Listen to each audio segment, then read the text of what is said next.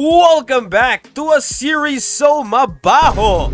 Even Norman Bangusin subscribed. In today's video, mga kaunggoy, pag-uusapan na naman natin ang mga bagong updates patungkol sa Norman Bangusin saga, mga kaunggoy. Marami po tayong updates at lahat yon pag-uusapan natin sa video ngayon, mga kaunggoy. So, wag na tayong mag-waste ng time, mga kaunggoy, kasi after a while, may nakita nga akong comment sa isa sa video na natin dito, mga kaunggoy, sa channel na to. Sabi nyo, nagbakasyon daw ako kay Norman Bangusin kasi nagbakasyon daw ako in real life, which is totoo naman yon. Nagbakasyon ako nung kailan, nasa Little Boracay ako nung kailan sa Calatagan, Batangas. Pero ayun nga, mga kaunggoy, tapos na ang bakasyon, we are back in the game, mga kaunggoy. It is time for the legendary series and the legendary slop, mga kaunggoy. So without further ado, let's begin! Let's up those numbers! Alrighty, mga kaunggoy, it is I, Manong Jaire. You know how it is, mga kaunggoy. So ngayon, pag-uusapan natin eto, si Norman Bangusin, mga kaunggoy, sa may mga bagong updates dito sa Norman Bangusin saga. Isa sa mga malalaking updates sa saga na ito is si Casper. Wala na. Wala ka na kay Epelim. Oo, wala na ako yan. Wala na ako kay boss. Wala na si Casper, mga kaunggoy, kay Norman Bangusin, no? So, nagkahiwalay na po sila, nag-break up na po sila, si Casper at si Norman Bangusin. Bakit? Bakit, Manong Jaire? Ano nangyari sa kanila? Well, alam nyo na, dahil si Norman hindi binayaran si Casper ng ilang buwan, mga kaunggoy. Ilang buwan na utang si Norman Bangusin kay Casper kasi nga hindi niya binabayaran si Casper. Sahod ni Casper hindi niya binabayaran, mga kaunggoy. And napaka unfortunate yon. Si Casper sobrang loyal kay Norman Bangusin, para nga siyang aso, 'di ba? Para siyang tuta, 'di ba? Sobrang loyal kay Norman Bangusin, like to the point na willing siya na masira buhay niya para lang kay Norman Bangusin, mga kaunggoy. Ganon siya ka-loyal. A loyal dog, mga kaunggoy. Talagang loyal na aso si Casper, mga kaunggoy. And hindi siya nag-iisip, no? Ginagamit siya ni Norman Bangusin without getting paid, mga kaunggoy. Hindi siya binayaran ng ilang buwan. Kaya, he left Casper with no choice but to iwanan siya at maghanap ng ibang trabaho, mga kaunggoy. And with that being said, good job kay Casper kasi nakahanap nga siya ng trabaho, mga kaunggoy. Ito po yun. So, nakahanap na po siya ng trabaho and bagong buhay na ata si Casper, mga kaunggoy. Tingnan natin, no? Tingnan natin kung bagong buhay na talaga si Casper, and tingnan natin kung magbabago siya, mga kaunggoy, kasi nga wala na siya sa malas. Wala na si Casper sa malas, aka si Norman Bangusin. Alam naman natin kasi na si Norman Bangusin ay malas talaga, no? Ang daming shit na nangyayari pag close proximity kayo kay Norman Bangusin, mga kaunggoy. So, From boss. Dito ako mag-work ngayon, guys. yun nga, good luck kay Casper kung ano man pinaggagawa mo. Kaso lang, eto, meron seryoso, mga kaunggoy, at hindi ko alam kung paano ko to itatackle.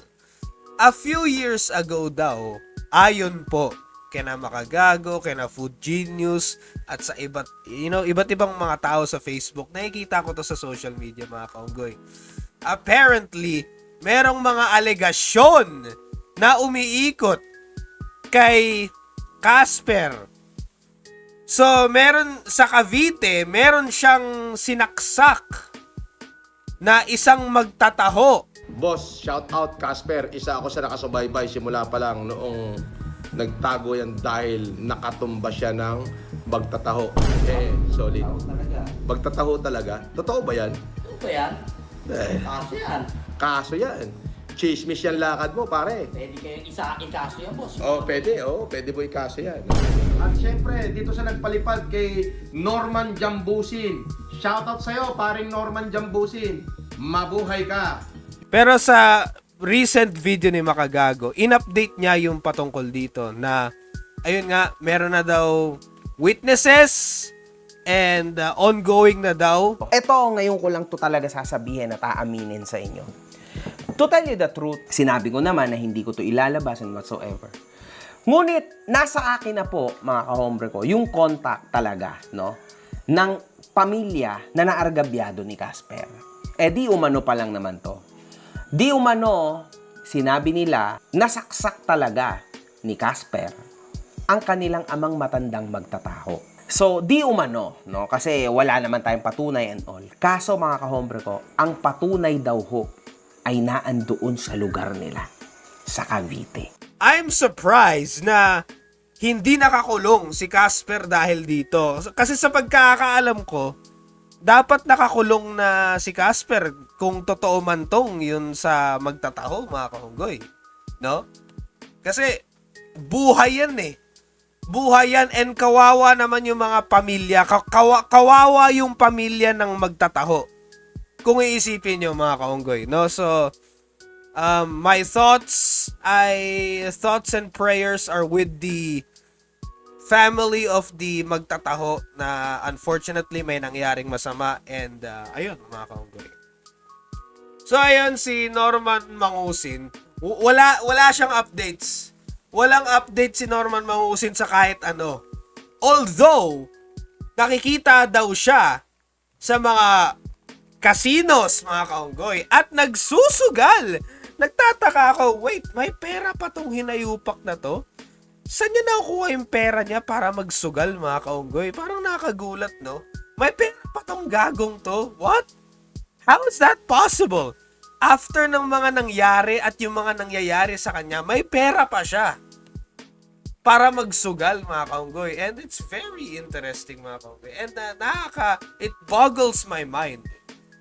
Ang dami-dami niyang pera para mag-casino and tumaya ng sugal sa casino, mga kaunggoy. Ang dami niyang pera para doon. Pero bayaran si Casper, hindi niya magawa.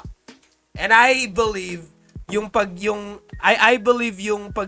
hindi niya pagbabayad kay Casper sa sweldo niya, that's gonna bite Norman Mangusin's ass in the long run, mga kaunggoy. It's gonna bite him in the ass in the long run. You'll see, mga kaunggoy, no? Feeling ko may mangyayari dahil doon, no? So, walang update si Norman Mangusin sa mga live stream, pero yun nga, nagsusugal siya sa mga casino, mga kaunggoy. Hirap ka ba magpalaki? Hirap ka ba magpalaman? Hindi nyo ba nai-hit ang calorie intake nyo per day? Lalo na yung protein intake nyo araw-araw. Hindi nyo ba nai-hit? Busy ba kayo sa buhay ninyo? Well, huwag kayong mag-alala, mga kaunggoy, dahil ito, Gains Rules ang tutulong po sa inyo, mga kaunggoy. So ano po ang Gains Rules? Well, ito po ay isang mass gainer. And nakalagay po dito, Premium Weight Gain Formula, mga kaunggoy. Merong 50 grams of protein. Oh, so maganda po ito kung naghahabol kayo. Hinahabol nyo, clutch time na po. Tapos patapos na yung araw, palubog na. Pwede nyo habulin, no? 50 grams of protein, merong 1,250 calories, mga kaunggoy. Para na kayong kumain ng isang meal, mga kaunggoy. So, okay po ito. Lalo na, ito paborito ko, 50 grams of protein. No? Kailangan po natin yan, lalo na kung may goals tayo ng muscle gain, mga kaunggoy. So, bakit ako mahilig sa mga ganito, mga kaunggoy? Sa mga mass gainer? Well, convenient kasi ito. They provide a quick and convenient way to increase your protein intake, especially for those with busy lifestyles tulad ko or dietary restrictions. So, ako kasi, sobrang busy ko. No? Vlogger po ako, YouTuber po ako, freelancer po ako. So, syempre, taping, recording, alam nyo na yun, mga kaunggoy, no? So, syempre, kung busy kayo, on the road kayo, kailangan nyo ng mabilisan na meal na pwede nyo ibaon, scoop, pack, shaker, eto na po yun, mga kaunggoy, no? So, pwede nyo na lang inumin. Oh, may flavors din sila mga kaunggoy. Kada flavor, iba't ibang nutritional facts mga kaunggoy. So it varies. So pick your poison, depende po sa inyo. Link down below. Pag pinindot nyo yung link sa ibaba, kayo bahala, pili na lang kayo ng kanya-kanyang flavor. Kung alin gusto nyong flavor doon mga kaunggoy, no? Meron naman sila, depende sa stocks. Kasi minsan may mga, mabilis kasi ma-out of stock yung strawberry eh. Gains Rules, Mass Gainer, link down below. Click nyo na. At ayun na naman, if you wanna support the channel, nasa link sa ibaba, alam nyo na yon. Oo, alam nyo na yon. Oo. And that's the bottom line because Manong Jara said so. Now on with the video. Okay, so moving on to the other video na pinost ni Makagago. Isa po itong another update sa Norman Mangusin Saga and Friends. Norman Mangusin and Friends Saga mga kaunggoy. So, syempre main character pa rin si Norman Mangusin pero ayun nga si Casper, parang siya yung main character dito sa episode na ito mga kaunggoy. No? Parang itong episode na to nakafocus kay Casper and sa mga pangyayari mga kaunggoy. Ngayon, si Makagago, in-interview niya si Igme Solis, which is pinsan niya si Casper mga kaunggoy. So itong si Solis, kinonperma niya na si Casper, iniwan niya yung trabaho niya bilang isang kusinero, cook? Or basta nagluluto mga kaunggoy. Iniwan niya yung trabaho na yon kasi pumunta siya kay Norman. Kasi si Norman Mangusin, nag-promise siya kay Casper na gagawin daw siyang mayaman mga kaunggoy. Si Casper, kusinero ko sa Brothers. Sa negosyo mo, Sa boss? negosyo Okay, ko. okay. Kusinero ko siya. Okay. Umalis siya, sabi niya, tawag siya ni FLM, kailangan siya. Sige san, sabi ko, go. Kasi meron pa akong sisingilin doon. May utang sa akin yun eh. Si Casper. Si Casper. Sabi ko, magkano ba na? Ang banggit niya sa akin, nasa 100. 100,000? May get. Siguro yung mga talent fee niya na pinangako, tumambak ng tumambak. Okay. Kay talent fee niya kay FLM. O parang kanina, napanood ko siya, Manang, okay na ba yung pagkain natin? Ang lumabas si Casper. Very ironic na sinabi ni Norman, babaguhin ko buhay mo, magiging mayaman ka dahil sa akin. Well, look where that got him. Walang nangyari sa buhay ni Casper. If anything, Norman Mangusin made Casper's life even worse. He made it even worse, mga kaunggoy. So, para sa akin medyo katangahan yung ginawa ni Casper na piliin si Norman Mangusin. Meron siyang stable job, pero pinili niya si Norman Mangusin, mga kaunggoy. And I gotta ask, why would he trust Norman Mangusin ng ganun-ganun lang? Like, grabe yung tiwala niya kay Norman. Paano ba magsalita si Norman kay Casper? Like, bulaklakin salita ba? Like, paano niya naloko si Casper, no? Mga kaunggoy, no? So, ayun nga, very submissive nga to si Casper kay Norman and nakakaawa nga, no? Submissive at loyal na aso, mga kaunggoy. Yun nga lang. Yun nga lang, walang napala si Casper. Wala talagang napala si Casper kay Norman Mangusin, mga kaunggoy. And ayun nga, here's the thing, mga kaunggoy. May bago siyang trabaho, di ba?